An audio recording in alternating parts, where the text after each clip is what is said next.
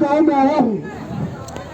अरे सौभाग्यशाली प्राप्त हूँ मैं कि जिसकी मूर्ति लेकर मैं घूम रहा हूँ, इंकलाब का नारा लेकर मैं चल रहा हूँ, जिसकी सोच को, विचार को मैं आगे बढ़ाना चाहता हूँ, जिस व्यक्ति ने देश के आजाद कराने के लिए फांसी के फंदे को हंसते हंसते चूम लिया था, मैं सौभाग्यशाली हूँ कि बौद्ध के लोगों ने उसकी मूर्ति बौद्ध में लगा रखी है। शहीद भगत सिंह की मूर्ति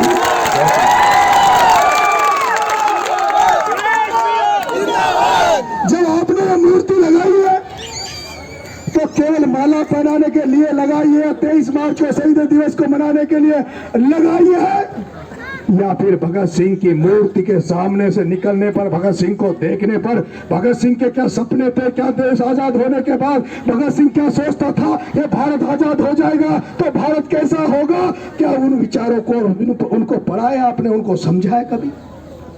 मूर्ति लगाने से क्या फायदा है?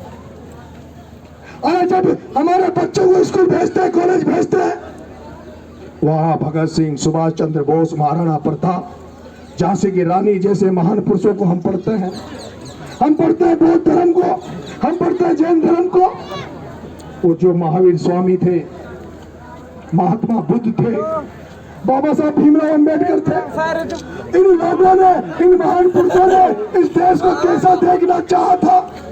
क्या ये देश आज वैसा है? क्या देश वैसा है?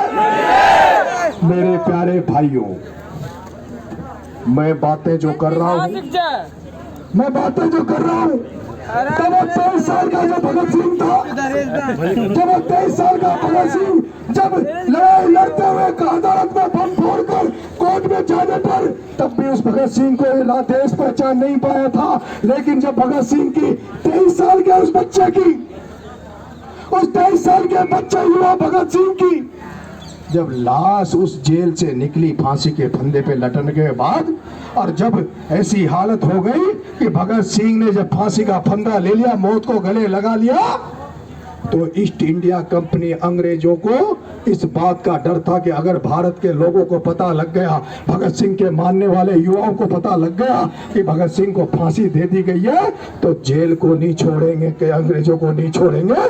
इसलिए रात के अंधेरे में भगत सिंह का दाग पीछे जेल के जाके चुपके से लगाना पड़ा था।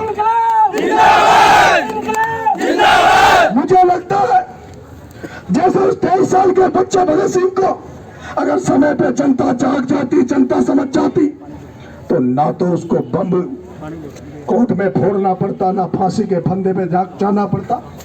लेकिन उस भगत सिंह को, उसके कार्यकलापों को जान नहीं पाए, और इससे उस भगत सिंह को जान नहीं पाए, तो भगत सिंह ने सोचा कि ये देश जब जगेगा, ये देश जब जगेगा, जब एक 23 साल का बच्चा इस देश के लिए कुर्बानी देगा, इस देश के लिए अपने प्राणों को हंसते हंसते न्योछावर कर देगा, तब ये देश सीखेगा। और यही कारण था कि भगत सिंह चाहता था इस देश के युवाओं को, इस देश के छात्रों को देश आजादी की कुर्बानी देने के लिए प्रेरित करना होगा, और यही कारण था। आज मैं उसी भगत सिंह के मार्ग पर निकला हूँ, उसके विचार को लेकर निकला हूँ, सोच को लेकर निकला हूँ।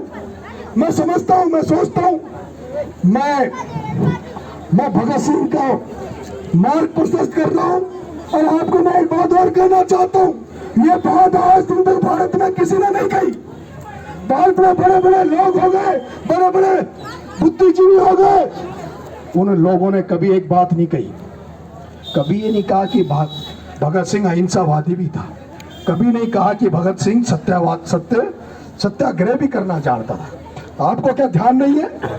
भगत सिंह ने जेल के अंदर सुविधाओं को सही करने के लिए 63 दिन तक भूख हड़ताल करी थी। भूख हड़ताल जो भगत सिंह ने करी थी, वो तो अहिंसा का ही मार्ग था, गांधी का ही मार्ग था। तो भगत सिंह केवल उग्र नहीं था, भगत सिंह अहिंसावादी भी था, सत्य के मार्ग पर चलने वाला भी था।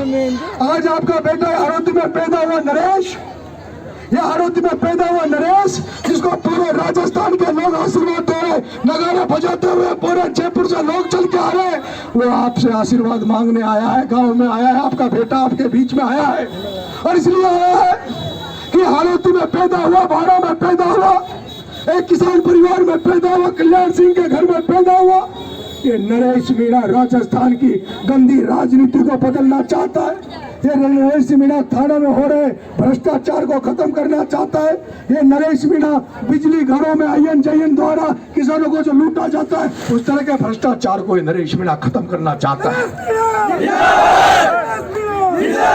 मेरे किसान भाइयों, युवा साथियों,